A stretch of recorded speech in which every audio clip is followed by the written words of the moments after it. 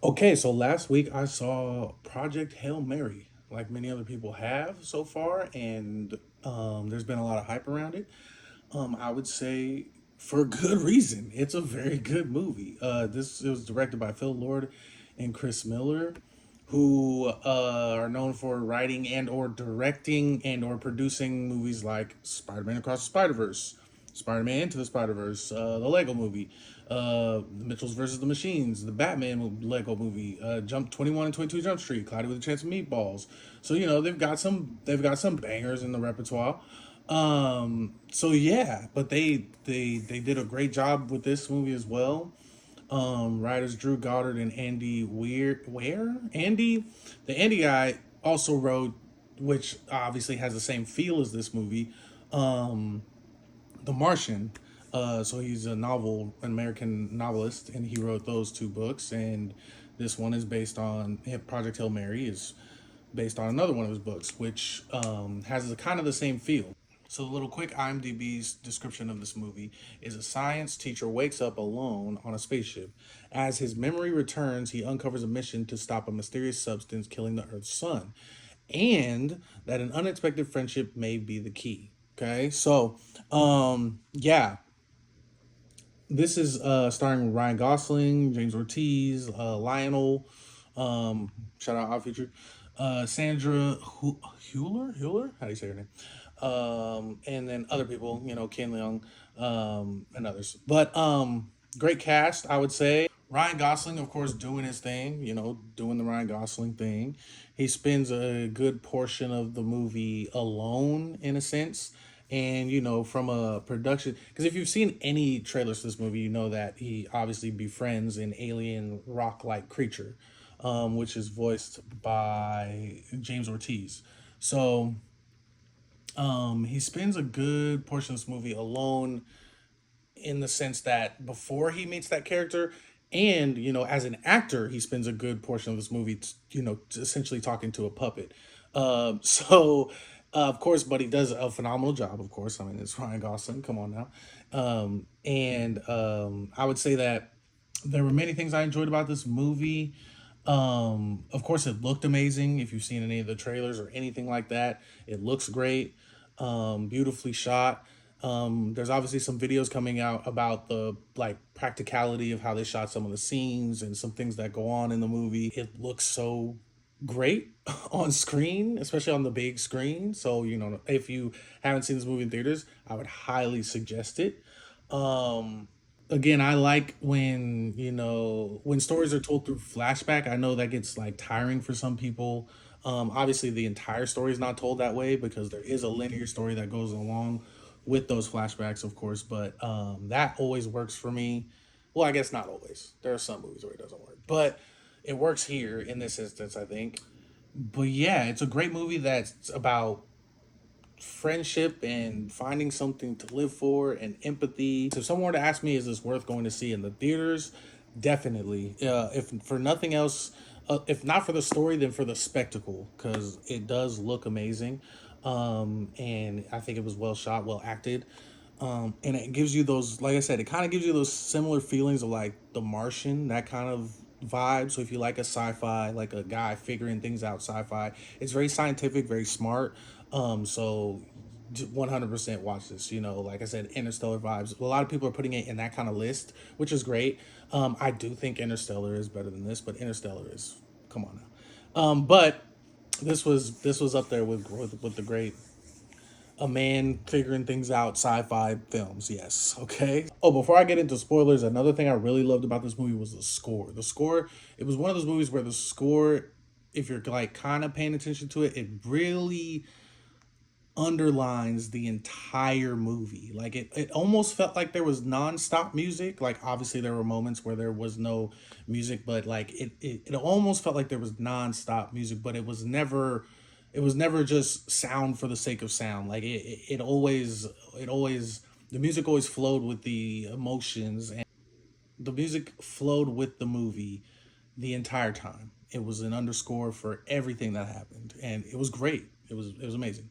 Okay, so to get into the spoiler version of this, basically, as Ryan Gosling's character is in space, He starts to remember, of course, that he's on this mission, right?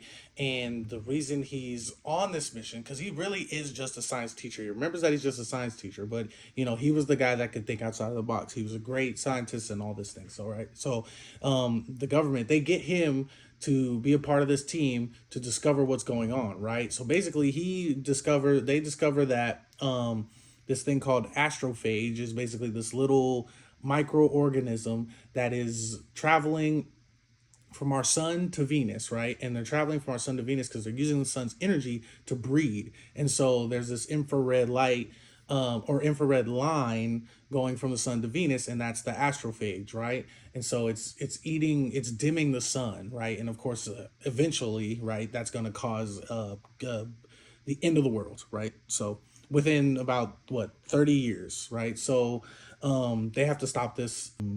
They can't just like bomb it or whatever. Like that's not going to work, right? And so they also discover that the astrophage has not only infected our star and our solar system, but it's infected many other stars, right? So it's kind of like I had a note here about because they kept saying infected, like it was infecting the stars, like star zombies.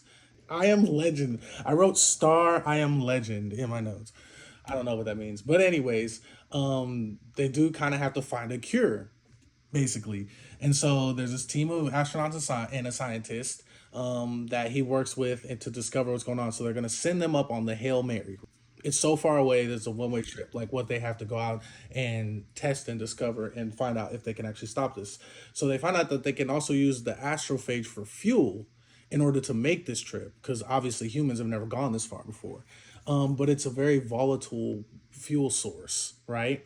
And so they end up blowing up the original team, right? That was supposed to go out there.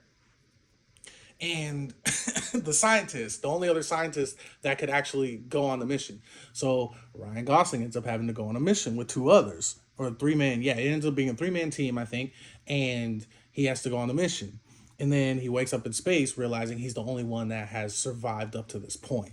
So it's just him alone for the first portion of the movie, remembering these memories, feeling this loneliness, and realizing that he originally didn't even want to go on the mission. He didn't really want to help at first. Then he didn't want to go on the mission because, like, he's not the type of person to be a hero, to be brave. Like, he just, you know what I mean? So, which I also did like about this character. He's not like the guy. Like, he wasn't originally the guy. You know what I mean? Like, obviously, he's our main character, but he's a very reluctant hero. Like he doesn't want to do this thing, which I usually kind of appreciate. In this case, it really worked, I thought.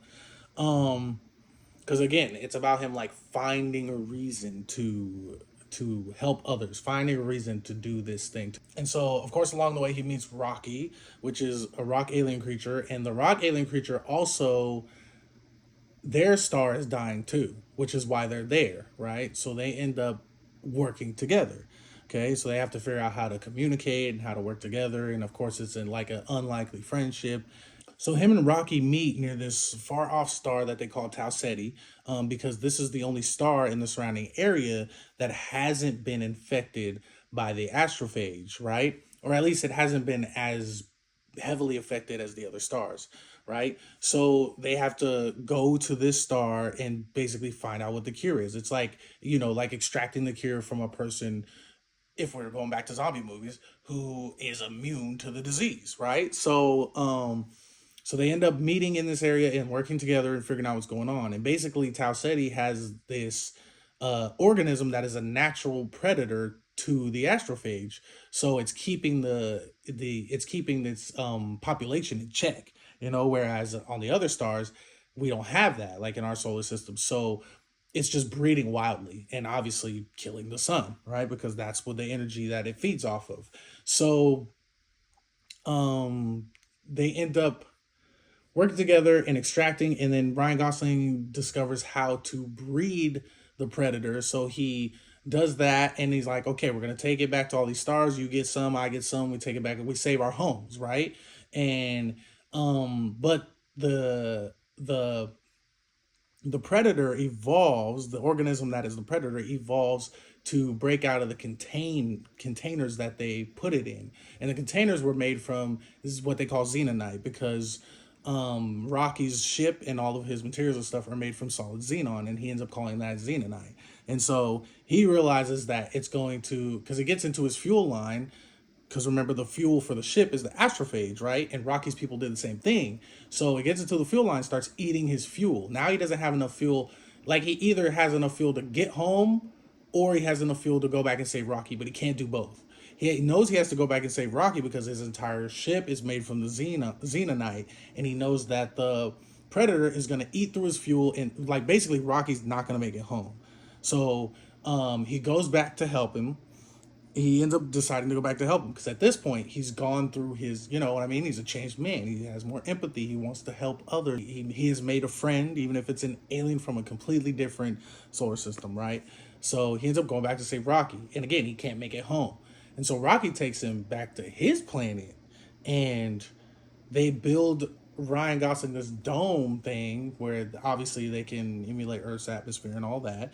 And he's just like living on this alien planet in this dome, and he's teaching these rock kids science and stuff. So it was beautiful. I mean, he was like, I'm chilling, because they even come back and they're like, you know, we could send you home, like kind of whenever. We're ready to send you home, and he's like, no, I'm chilling, because he didn't really like people that much to begin with, anyways. But it was great. Yeah, like I said, made you feel the things. Movie about friendship, empathy. Like it was like for them to like even for them to make you feel for a character that is technically like it's a rock, like he's a rock thing, right? So it kind of gave me like vibes of like Castaway, right? Like this man is alone and he becomes friends with Wilson, which is an inanimate object, except you know this object can actually interact with our character and speak to him and things like that. But still, it's like it's you know it's a beautiful way to look at relationships and things like that. So I would highly suggest it. I would definitely say go and see it, especially on the big screen, right? Because like I said, it looks beautiful and it sounds beautiful. You can get into those movie theaters and get in and hear those speakers, you know, sit somewhere right in the middle where you can really hear the speakers. But yeah, definitely one to go see on the year, I would say. Project Hail Mary, definitely. Have fun and keep enjoying things.